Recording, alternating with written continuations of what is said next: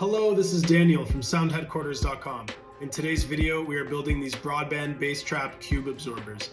Whatever you want to name them, they're a great modular addition to any studio space that is looking to tidy up their low end. They can be stacked, they can be hung on the wall. Let's get right into the build. So we are starting off with 5/8 thick plywood, and this is just standard ply, and we're going to get it ripped down to the width that we need to build these frames. So the depth of these frames is going to be 11 3/4 of an inch. So our first few rip cuts are going to be at 11 3/4. That's going to make up the left, right, top, and bottom of the frame. Now we are cutting for the inner bracing, which is going to be at 2 3/4 of an inch. And these will be on the rear side of the frame. So getting a few of those rip cuts done, and now we are ready to do our cuts at the miter saw. So our first cuts are going to be at 23 15/16 of an inch. This is because our acoustic insulation is 2 foot wide. So we want our acoustic panel frame, the inner dimension, to be just shy of 2 feet. That way the insulation fits nice and snug on the inside of the frame. So once we have those pieces cut, now our left and right side of the frame, we are adding 1 1/4 inches to make up for the thickness of 2 pieces of 5/8. Since these are going to be the left and right pieces, that way all of the spacing on the outside of the frame is going to be a perfect square. It's going to be 25 1/4 inches all the way around square, outer dimension. Now we are getting our inner bracing cut at 23 15/16. And once we have all of our pieces cut, I'm also cutting a couple wall mounts at 18 inches. Now we can put our 45-degree bevel on our cleat, which is our upper brace, and the 18-inch section that we just cut that's going to get screwed into the wall.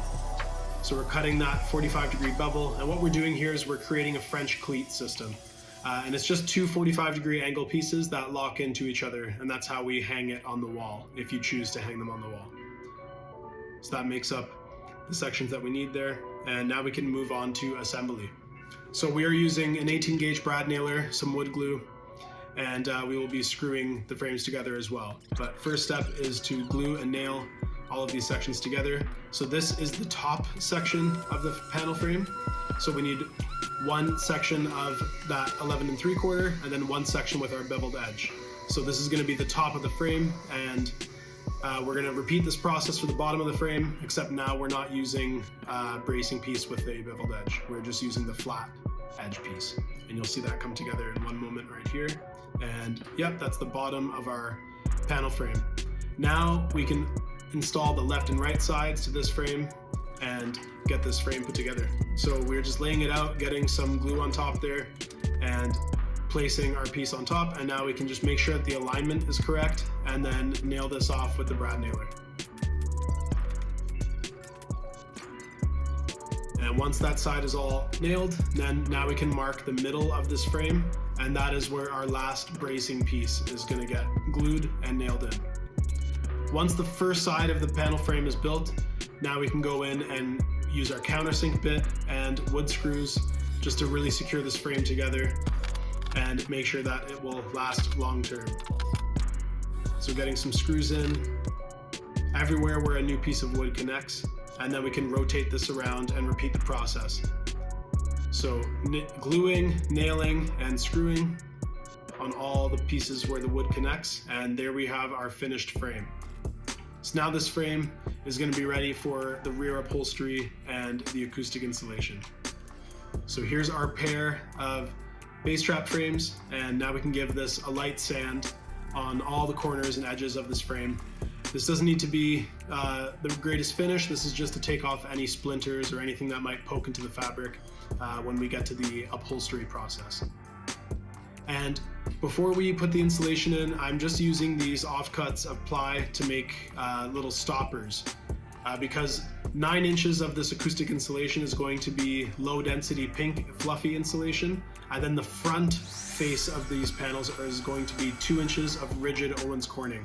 So I'm just installing these 2 inches shy of the front face of the panel, and that way these are going to make stoppers so that the rigid acoustic insulation can't get pushed or jammed into the fluffy insulation. We want to make sure that that fluffy insulation stays nice and fluffy and not compacted. And we want that front face of the Owens Corning rigid to stay just behind the fabric and nice and firm, giving the panel a professional look and also improving its effectiveness without squishing that pink insulation. So we're installing our rear fabric right now, and this is just a liner fabric. This is actually landscaping or yard fabric because it is breathable, it's cheap, and it was designed to be a barrier. So it's a great choice for being the insulation barrier for the rear side of our frame. So now we're getting our acoustic insulation cut to size. So all we have to do is just cut these all in half, and they will be ready to fit on the inside of the frame. So 3 layers of that 3-inch, and then our final layer of the 2-inch rigid. So all of this fiberglass insulation is what makes up the fill and front face of our base traps. So now that we have these insulated, we are ready to do our final fabric upholstery.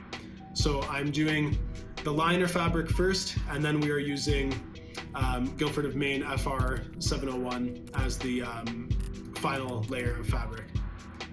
So I'm just getting the liner fabric stapled on right now and making sure I trim those corners neat, and getting the other side as well, and ended up having to do 2 layers of this liner fabric just to get everything to line up with the depth of these panel frames.